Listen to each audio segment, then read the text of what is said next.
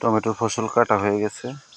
এখন আবার এই জমিতে চাষ দিয়ে অন্য ফসল লাগানোর চিন্তা ভাবনা করছি। সেজন্য এখন যে টমেটোর খুঁটিগুলি ছিল সেই খুঁটিগুলি এখান থেকে সরায়ে তারপরে চাষের জন্য ব্যবস্থা করতে হবে। তো এগুলি করছি, দেখতে থাকুন।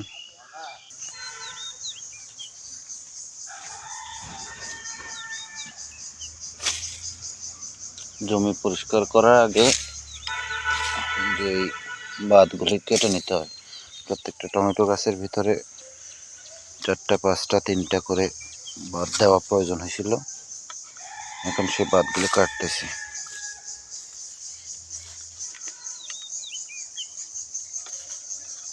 এই যে এটার ভিতরেও 2টা আছে।